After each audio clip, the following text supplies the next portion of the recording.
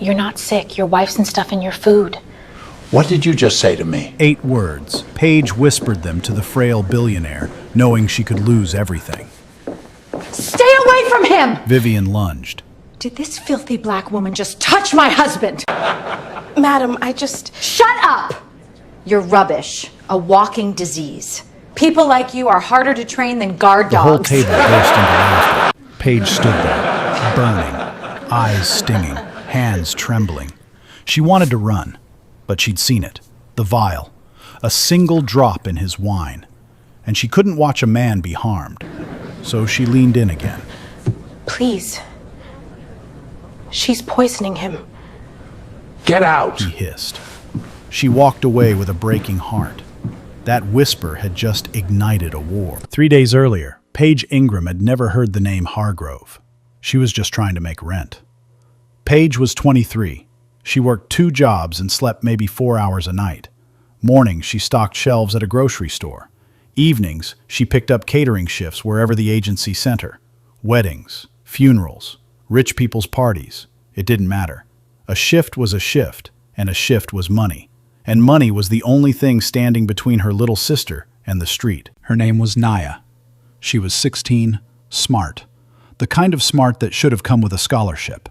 Their mother had passed 8 months ago. Cancer. Fast and cruel.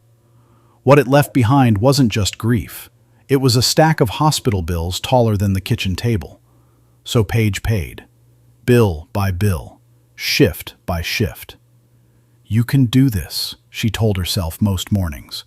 Some mornings she almost believed it. When the agency called about the Hargrove estate, Paige said yes before they finished the sentence. She had never seen a house like it. The gates alone were taller than her apartment building. A driveway curved past fountains and trimmed hedges shaped like animals. Inside, the ceiling soared 3 stories high. Chandeliers dripped crystal.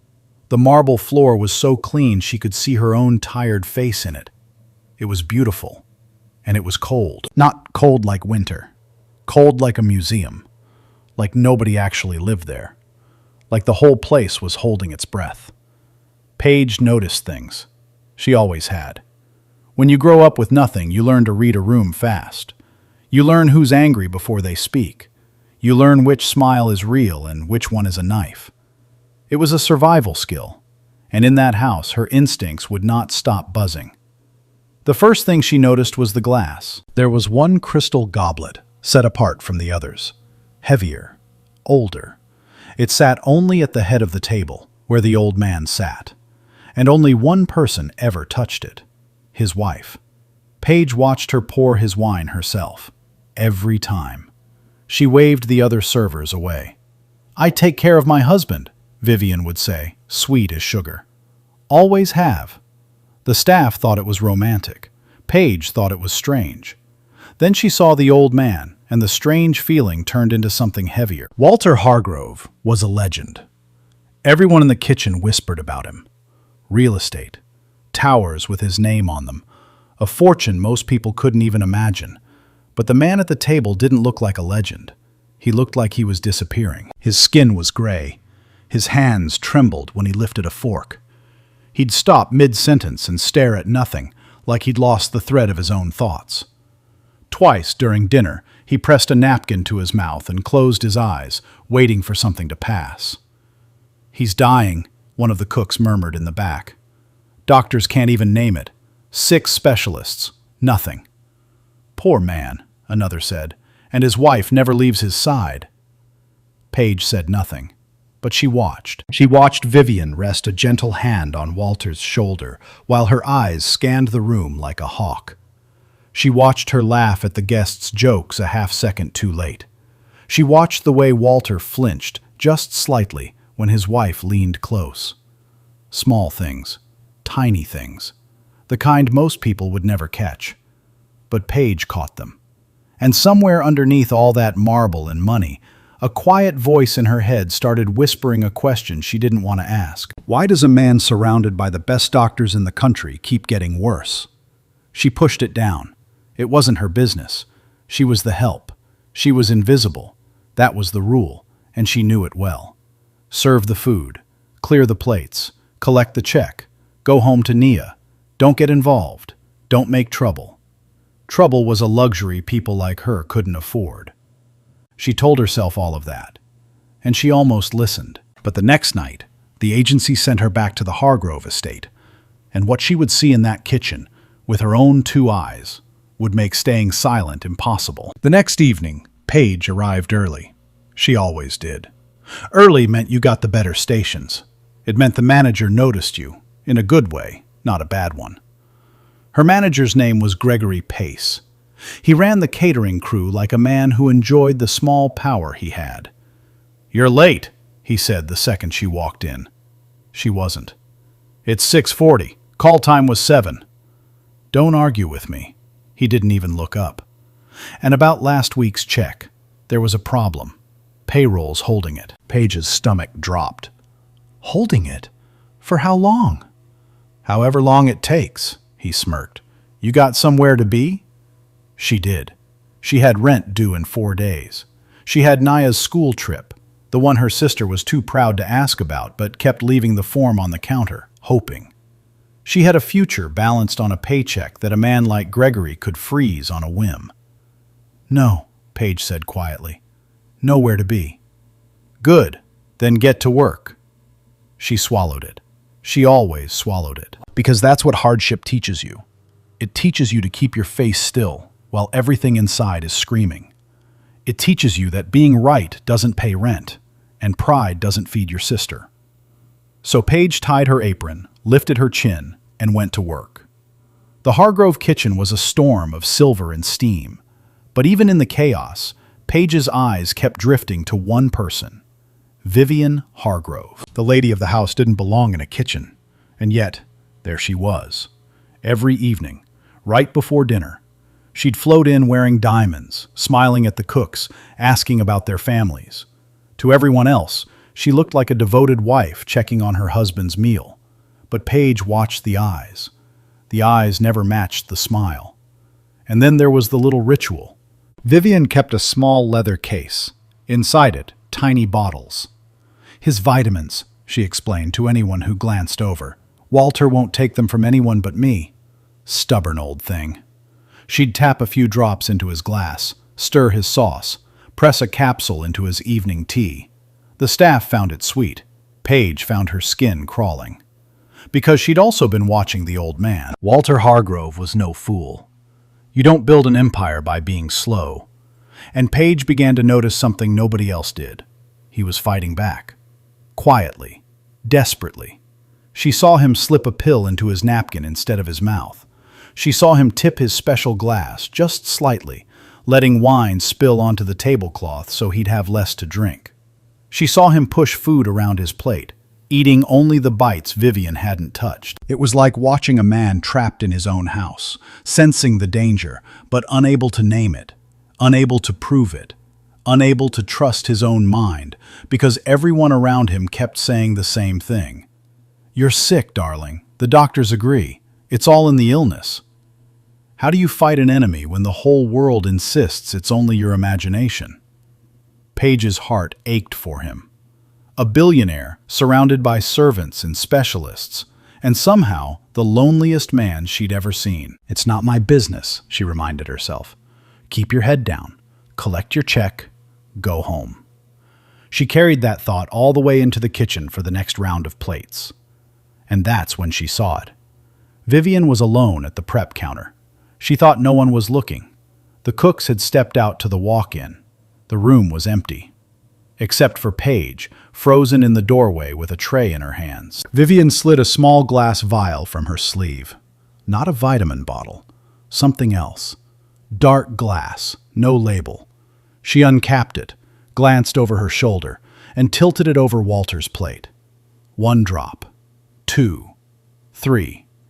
Then she stirred it in, calm as anything, and set the dark vial back into her sleeve like she'd done it 100 times before. Paige didn't breathe. She stood there, tray trembling in her grip, as Vivian picked up the plate, fixed her perfect smile, and carried it out toward the dining room. Toward Walter. And in that moment, Paige understood. This wasn't her imagination. This wasn't her business or not her business. This was a man's life. And she was the only one who'd seen the truth. Paige had a choice to make, and she had about 10 seconds to make it. She could keep her head down, walk the empty trays back, finish her shift, take her frozen paycheck, and never think about the Hargrove estate again. Or she could open her mouth. She found Mrs. Coleman first. The old housekeeper had worked the estate for 30 years. If anyone knew the house, it was her. Paige pulled her into the pantry. "Mrs. Coleman, I need to tell you something. About Mrs. Hargrove." The old woman's face changed instantly. Fear, plain and fast. "Don't," she whispered. "But I said don't." Mrs. Coleman gripped her arm. "There was a girl before you, a nurse, sweet thing. She started asking questions about Mr. Hargrove's medicine. What happened to her? Gone. One day she was here. The next, Mrs. Hargrove said she'd stolen from the safe. Police came. No proof, but her name was ruined. Nobody will hire her now." She squeezed harder. "You're nobody here, child. So am I. People like us don't win against people like them." Paige's heart hammered. Every word made sense. Every word told her to stay quiet. She thought about Naya, about the rent, about the paycheck Gregory was holding hostage. She had everything to lose and nothing to gain. Then she pictured Walter at that table, spilling his wine on purpose, hiding pills in his napkin, a man drowning in plain sight while a whole house watched and called it love. And she knew she couldn't carry that plate to him and pretend she hadn't seen. So she made her choice. She picked up the water pitcher, a reason to approach the table, and walked into the dining room. Her legs felt like water. Her pulse roared in her ears. She reached his chair, leaned down, and whispered the words you already heard. "You're not sick. Your wife's putting something in your food." You know what happened next. The lunge, the insults, the laughter, the hiss of "get out." But here's what you didn't see. As Paige turned to leave, humiliated, her eyes swept the room one last time, and they landed on something on the far wall. A camera, old, small, tucked above the bookshelves in Walter's study, just visible through the open doors. She'd heard Vivian mention it once to a guest. "Oh, that old thing? Broken for years. Walter keeps meaning to take it down." Broken. Convenient. Paige filed it away without knowing why. Just an instinct. The same instinct that had been buzzing since the moment she walked in. Then she pushed through the kitchen doors and kept walking, out the service entrance, into the cold night air. Behind her, she heard Gregory's voice. "Ingram, you're done. Don't bother coming back. We don't keep troublemakers." Just like that. The job, gone. The check, probably gone with it. Paige stood at the bus stop, shaking, and not from the cold. She'd done the right thing. And the right thing had cost her everything she couldn't afford to lose. She called herself a fool the whole ride home. She'd risked it all for a man who'd called her a liar to her face. A stranger who would forget her by morning. She was sure of it. She was wrong. Because at that exact moment, across town, Walter Hargrove sat alone in his enormous bed, staring at the ceiling. And for the first time in months, a single terrible thought refused to leave him. What if the girl was right? That night, Walter Hargrove almost died. It started an hour after dinner. The room tilted, his chest seized. Cold sweat soaked through his shirt. His heart slammed like a fist against a door. Vivian was there in seconds, calm and soothing. "It's the illness, darling. I'll call Dr. Crane." The doctor came. Same words as always. "His condition is progressing. We must prepare ourselves." But this time, lying in that bed, gasping, Walter wasn't listening to the doctor. He was hearing a waitress's voice. "You're not sick." He'd dismissed 100 warnings from 100 experts, but that one whisper, from a girl with nothing to gain, would not leave him alone. By morning, the attack had passed, and Walter Hargrove made a decision of his own. He didn't tell his wife. He called his oldest friend instead. Not a doctor, not a lawyer, but a man he trusted more than either.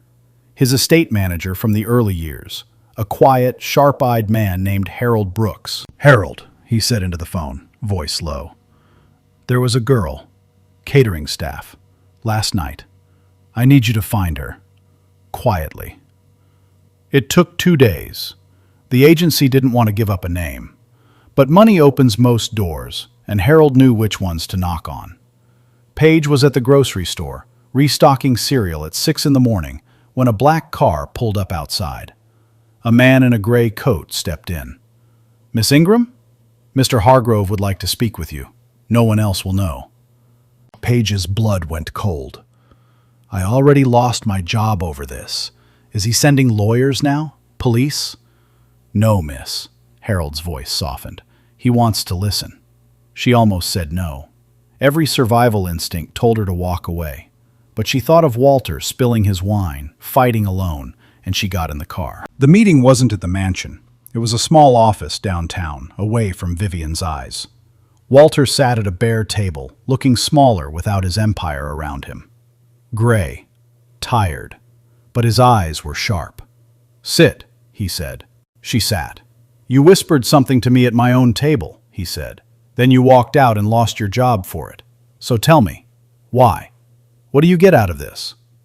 "Nothing," Paige said. "I get nothing. That's kind of the point." Walter studied her for a long moment. People had lied to him his whole life. For money, for power, for favor. He'd learned to smell it. And this girl, sitting across from him in a worn coat, with tired eyes and a steady voice, smelled like the truth. "Tell me everything you saw," he said. So she did. The special glass, the vitamin case, the dark vial with no label, the 3 drops over his plate when she thought no one was watching. Walter's hands curled into fists. "You understand what you're accusing my wife of?" "Yes, sir." "You understand I could destroy you for it. 1 word from me and you'd never work again." "Yes, sir." Paige didn't look away. "But you asked me why, so I told you. What you do with it is yours." The silence stretched. Then Walter exhaled and something in his face cracked. The careful mask of a powerful man slipped, and underneath was just a frightened human being. "For 3 months, he said quietly, "I felt myself dying. And every doctor tells me it's natural. My own mind tells me I'm imagining things. Do you know what that does to a man? To stop trusting your own thoughts?" He looked at her. "You're the first person who's said out loud what I've been too afraid to believe." "Then let's prove it," Paige said. He blinked. "Prove it how?" "Simple." She leaned forward. "You're sick because of what goes in your body. So for the next few days, nothing goes in your body that she touches. No special glass, no vitamins, no tea she makes. You only eat and drink what I prepare, sealed, where she can't reach it. If you get better, then I have my answer," Walter finished slowly. It was a quiet plan. No police, no accusations, just a test that couldn't lie. They began the next day. Harold smuggled Paige into the estate under a new name, as a temporary kitchen hand. It was risky. If Vivian recognized her, it was over. But Paige kept her head down, her cap low, and her hands busy. Invisible, like always. For once, being overlooked was a weapon. Every meal she prepared Walter's food herself. Bottled water opened in front of him. Fruit she washed and cut at the table. She quietly swapped his special glass for an identical clean one. Vivian poured her drops into water Walter never drank. The change came faster than either of them expected. Day 1, the tremor in his hands eased. Day 2, the fog in his head began to lift. He finished a full sentence without losing the thread. Day 3, he walked the length of the garden, something he hadn't done in 2 months, and turned to Harold with tears in his eyes. "I can breathe," he whispered. "My God, I can actually breathe." Paige watched from the kitchen window, and her chest tightened. It was working. Which meant the worst possible thing was also true. A wife really was killing her husband. Slowly, lovingly, in front of everyone. That evening, Walter called Paige into the study, the one with the old camera on the wall. He poured 2 cups of tea, both from a kettle he'd boiled himself, and handed her one. a billionaire serving a waitress. He noticed her surprise. "My whole life," he said, "I had hundreds of people around me, servants, partners, friends, and not one of them saw me. Not really. You did. A stranger I never paid a cent." He shook his head. "Funny, isn't it? The quietest voice in a loud house told the truth." Paige smiled just a little. "Where I'm from, the quiet ones see everything. We have to." Walter set down his cup. The warmth left his face, replaced by something harder. The businessman was back. The fighter. "She thinks I'm dying," he said. "She thinks she's won. That's our advantage." "What do you mean?" "I mean, we don't tell anyone I'm better. Not yet." His eyes glinted. "Let her keep playing her game, while we quietly build a case that will bury it." Paige felt a flicker of fear. "She's dangerous, Mr. Hargrove. If she finds out, then we'd better be careful," he said. But careful or not, neither of them knew that Vivian Hargrove had already started to wonder. Because a dying man wasn't supposed to be walking through gardens, and she had begun to ask questions of her own. For a few days, the house breathed easier. At least it did for Paige. Walter was stronger now, color in his face, steadiness in his hands. He hid it well in front of Vivian, slumping his shoulders, faking the tremor, leaving food on his plate. By day, he played the dying man. By evening, in the locked study, he came alive. And in those quiet evenings, the billionaire and the waitress talked. Real talk.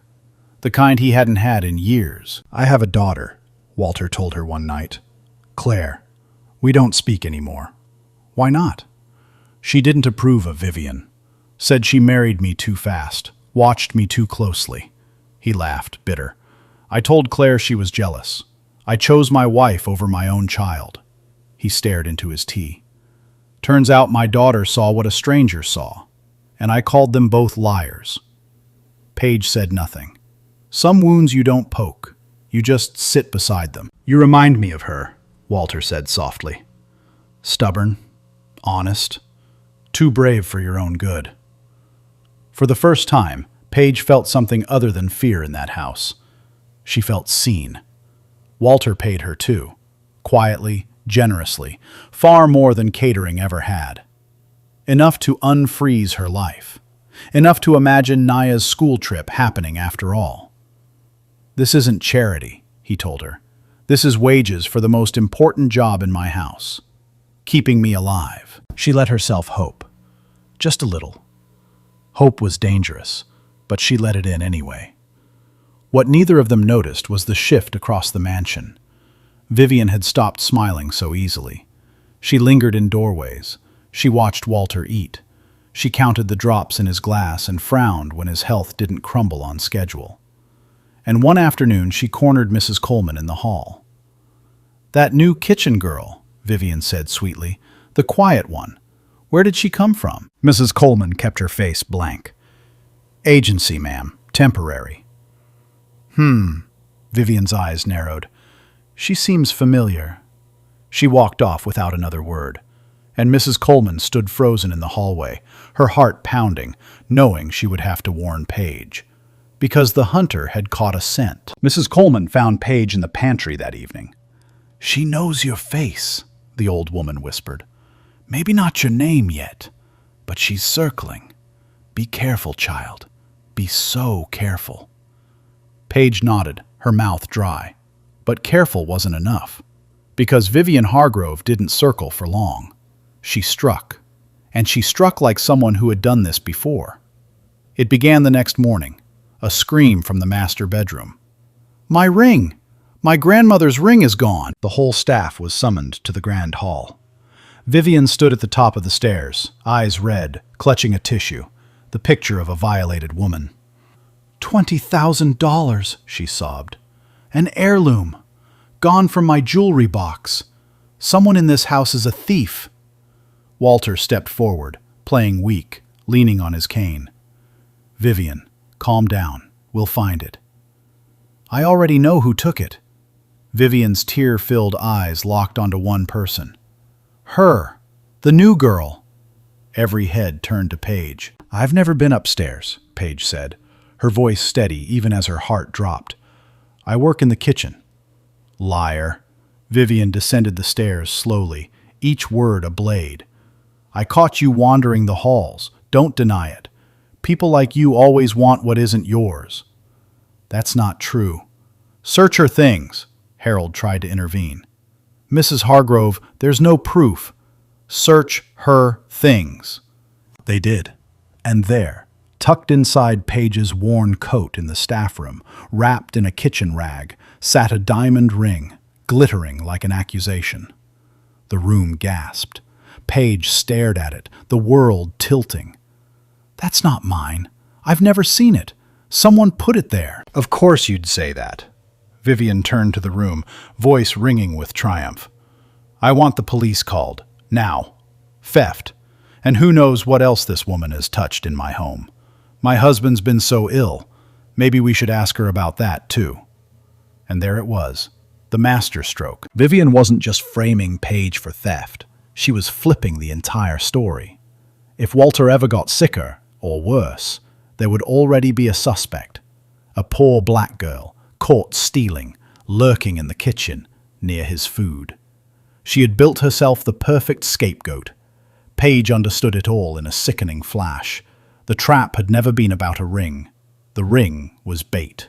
The real prize was making Paige the poisoner, so Vivian could finish the job and walk away clean. Walter, Vivian said, sliding to her husband's side, gripping his arm. Tell them. Tell them I'm right. After everything I do for you. After how I care for you every single day. Walter looked at Paige, then at his wife. The whole room waited, and Paige saw the doubt flicker across his face. Because the trap was good. It was so good. The ring was right there. The accusation made sense. And a lifetime of being lied to had taught Walter that the obvious answer was usually the true one. For one terrible second, even the man she'd saved wasn't sure. Call the family lawyer first, Walter said finally, before the police. We do this properly. It wasn't a defense, but it bought time. Vivian's eyes narrowed. She'd wanted police immediately, but she couldn't argue without looking suspicious. Fine, she said coldly, but she stays locked in the staff quarters until they arrive. I won't have a criminal roaming free. They took Paige away. The room they put her in was small and bare. A cot, a barred window, the door locked from the outside.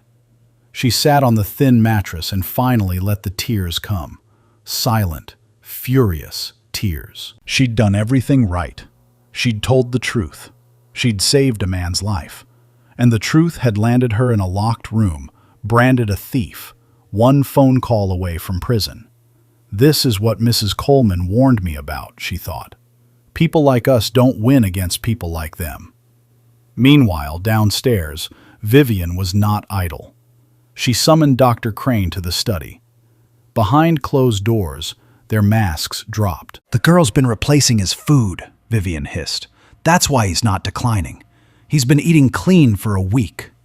Crane paled. If he's recovered, the toxin will start clearing his system. Any independent test now could... Then we move up the timeline. Vivian's voice was ice. Tonight, a larger dose. By morning, his heart simply gives out. Tragic, natural. And the thieving kitchen girl who'd been near his meals takes the suspicion if anyone ever asks. She smiled. We bury him a grieving widow, and she rots in a cell. It's too fast. It's reckless. It's necessary. Vivian opened the door.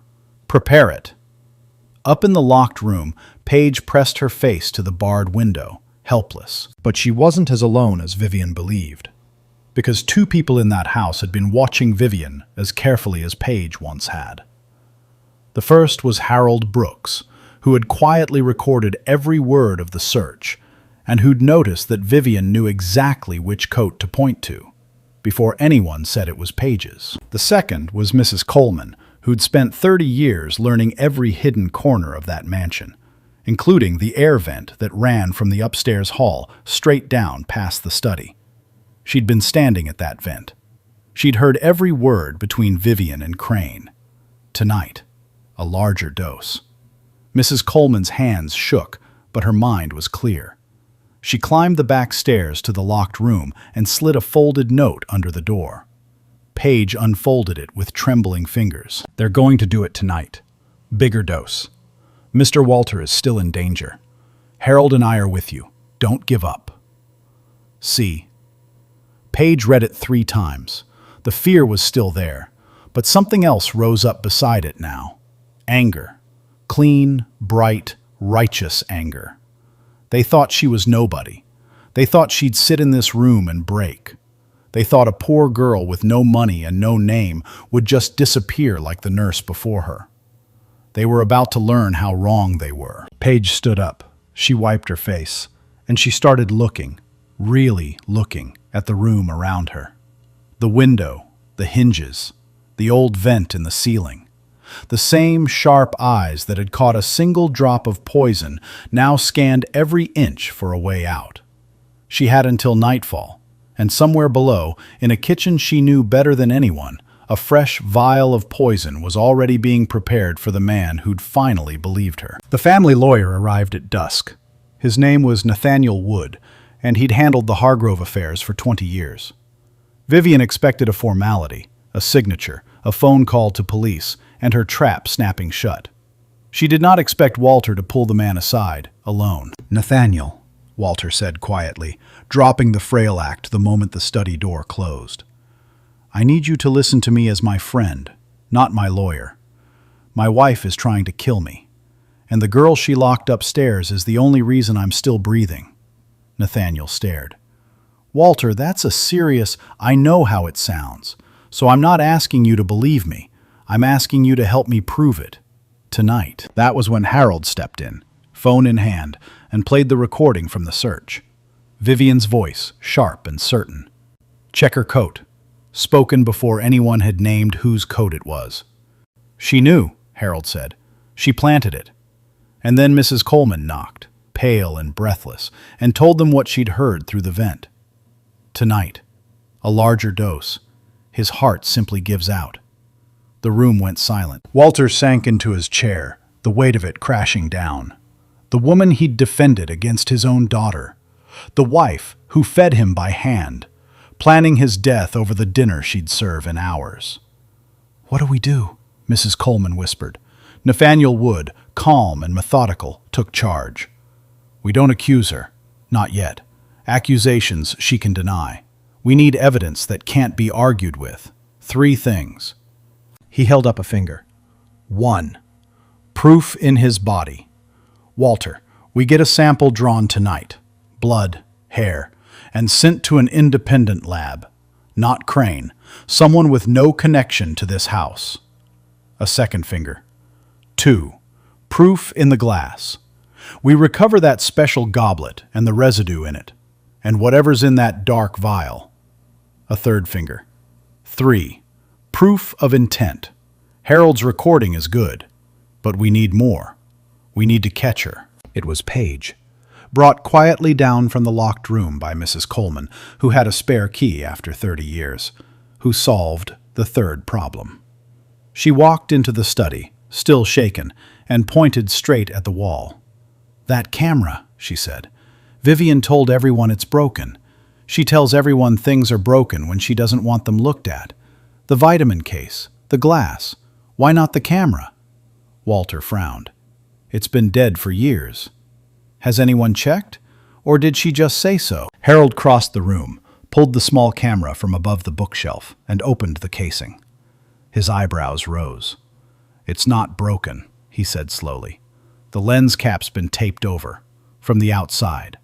Someone disabled it by hand, and left the recorder running underneath."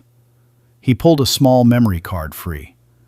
"This has been recording audio this whole time. Maybe more."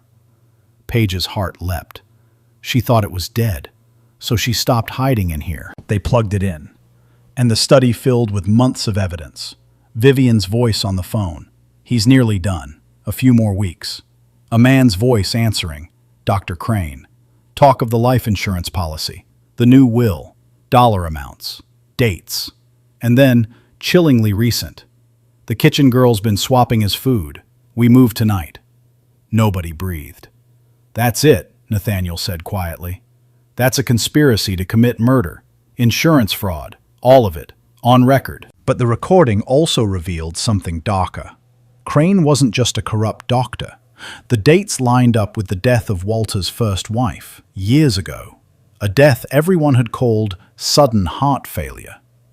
Vivian and Crane had done this before, to someone else, and gotten away with it.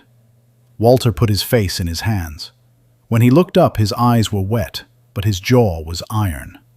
"We don't call the police yet," he said. "Walter," Nathaniel started. "She's poisoning my dinner tonight, in front of guests. She's already invited half the city to watch the devoted wife care for her dying husband." A grim smile crossed his face. "So, let's give them all a show. Let her pour the drink. Let her lift the glass. And let everyone, every guest, every camera, every witness, see exactly who she is." He looked at Paige. "You whispered the truth once, and no one listened," he said. "Tonight we say it out loud, where the whole world can hear." Paige felt the fear melt into something steel-hard. Tomorrow, she'd been nobody. Tonight, she was about to help bring down a killer. The dinner party glittered. 30 guests, crystal and candlelight, the cream of the city, gathered to pay respects to a dying titan and his devoted wife. Vivian wore black, already rehearsing her widowhood. She moved through the room like a queen, accepting sympathy with practiced grace. "He's so weak now," she murmured to a senator's wife. "I just want his last days to be peaceful." At the head of the table sat Walter, slumped, pale, hands trembling. The perfect picture of a man near the end. It was the finest acting of his life. Across the room, dressed as kitchen staff with her cap low, stood Paige. Her heart pounded against her ribs. Near the doors, Harold waited. In the study, Nathaniel Wood sat with a laptop, the recordings cued. And outside the gates, unseen, 2 unmarked police cars idled, called 20 minutes ago on Walter's signal, the moment the plan was set. Dinner was served, and Vivian began her ritual. She lifted the heavy crystal goblet. She poured the wine herself, waving off the server. "I always take care of my husband," she said warmly, to a ripple of admiring murmurs. Then, as she set the bottle down, her hand drifted to her sleeve. The dark vial. The same practiced motion Paige had seen a week ago, but this time, Paige wasn't the only one watching. Walter raised his hand. "Before we drink," he said, "I'd like to make a toast." His voice was strong, too strong. The trembling was gone. A hush fell. Vivian's smile froze. Walter stood. Not slowly, not weakly. He rose to his full height, color in his cheeks, eyes clear and burning. The dying man was gone. In his place stood the lion who'd built an empire. "For months," he said, his voice carrying to every corner, "I believed I was dying. The doctors agreed. My wife agreed. I nearly agreed myself." He smiled at Vivian, and it was terrible. But a young woman, someone this whole house treated as invisible, whispered 8 words to me that no expert ever dared to say. Vivian's face had gone white. "Walter, darling, you're confused. Sit down." "He's not putting anything in his mouth tonight, Vivian." Walter's voice cracked like a whip. "But you were about to put something in his glass, weren't you?" The room rustled, confused, tense. "This is absurd," Vivian laughed, but it came out brittle. "He's ill. He doesn't know what he's saying." "Then let's let the room decide." Walter nodded toward the study doors.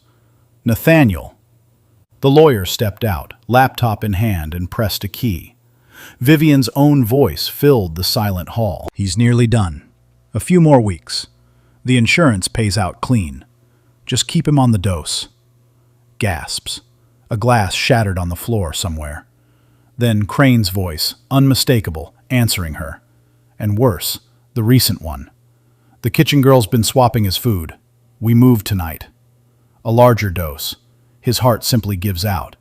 The blood drained from Vivian's face. She spun toward the doctor across the room. Crane was already backing toward the exit, straight into Harold, who blocked the door with crossed arms. "That recording is fake!" Vivian shrieked. "He's framing me! That filthy girl put him up to this!" "The lab isn't fake." A new voice, calm, cold. Every head turned. A woman walked through the front doors. Sharp suit, sharper eyes. Walter's breath caught. "Claire," he whispered. His daughter. The one who'd warned him. The one he'd chosen Vivian over. She crossed the room and laid a single sheet of paper on the table. "Independent toxicology report," Claire announced to the room. "Drawn from my father's blood this afternoon. Processed by a lab with no ties to this family. Heavy metals, a cardiac toxin, accumulated over months." She looked at Vivian with pure ice. "Exactly the kind of slow poison that mimics natural illness. Exactly what you've been feeding him." "And this," Harold added, holding up an evidence bag with the dark vial, lifted from Vivian's sleeve in the chaos. "Matches. We'll let the police confirm it." The word police landed like a bomb. Vivian's mask finally shattered. The grace, the warmth, the grief, all of it fell away, and what stood underneath was something cold and clawing and cornered. "You ungrateful old fool," she spat at Walter. "I earned that money. I sat by your bed. I held your hand. Do you know how long I waited for you to just—" She caught herself, but it was too late. The room had heard enough. And then she made her last mistake. She lunged for the crystal goblet, to dump it, to destroy the evidence. But a hand got there first, Paige's hand. She'd crossed the room without a sound, the way she always moved, invisible until the exact moment it mattered. She lifted the poisoned glass high, out of Vivian's reach, and held it steady. "No," Paige said quietly. "Not this time." The two women stood face to face, the billionaire's wife in her diamonds, the waitress in her apron. A week ago, Vivian had called her trash, a disease, something born to disappear. Now Vivian was the one with nothing left. "You," Vivian breathed, recognizing her at last. "The kitchen girl." "The one who whispered," Paige said. "You should have listened, too." The front doors opened. Two detectives stepped in, badges out. What followed was chaos and order all at once. Crane tried to run and made it 4 steps before Harold and a detective brought him down. Vivian screamed about lawyers, about lies, about her name, but the recordings, the report, the vial, and a room full of the city's most respected witnesses left nothing to argue. As they clicked the handcuffs onto her wrists, Vivian turned one last time, searching for an ally in the crowd. She found only horrified faces. The same people who'd kissed her cheek an hour ago now stepped back from her. And there it was, the thing she'd promised would never happen. The proud woman who'd humiliated a poor girl at this very table was led out in cuffs, head down, weeping, past the waitress she'd called worthless. The detectives also reopened a cold case that night. The sudden death of Walter's first wife, years ago. Vivian and Crane, it turned out, had rehearsed this murder before. This time, they wouldn't walk away. When the doors finally closed and the guests had fled, the great hall fell quiet. Walter walked to Paige. This towering man, this empire builder, stood before a 23-year-old waitress with tears running freely down his face. "I called you a liar," he said. "I told you to get out, and you saved my life anyway." "You believed me when it counted," Paige said softly. "That's all that matters." Walter turned to the few who remained. Claire, Harold, Nathaniel, Mrs. Coleman. His voice shook, but his words were clear. "Remember this night," he said. "I had everything. Doctors, lawyers, a house full of people. And the only one who told me the truth was the one person every one of us was trained to overlook." He looked at Paige. The quietest voice in a loud house told the truth. I almost died not listening to it. Outside, the patrol cars pulled away into the dark. And inside, for the first time in a very long time, Walter Hargrove was safe, because a girl with nothing had refused to stay silent. The weeks after were quiet, in a way the Hargrove estate hadn't been in years. Vivian and Crane were charged on every count: attempted murder, conspiracy, fraud. With the older case reopened, neither would see freedom again. The diamonds, the will, the insurance scheme, all of it collapsed into a single word: justice. But Walter Hargrove wasn't interested in revenge anymore. He was interested in repair. He called Paige into the study one morning. This time, there was no fear in the house, just sunlight on the marble.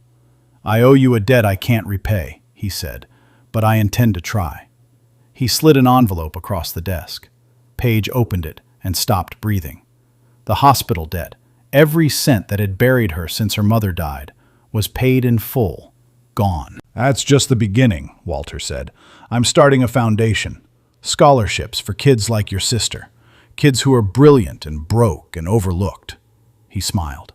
"I'm naming it after your mother, and I'd like you to run it." Paige looked up, stunned. "Mr. Hargrove, I serve food. I clear plates.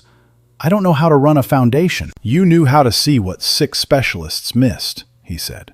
"You knew how to do the right thing when it cost you everything. I can teach you spreadsheets, Paige. I can't teach what you already have." She cried then. Not the silent, swallowed tears she'd learned in a hard life. Real ones. The kind you cry when, for once, the world tips in your favor. Naya got her scholarship.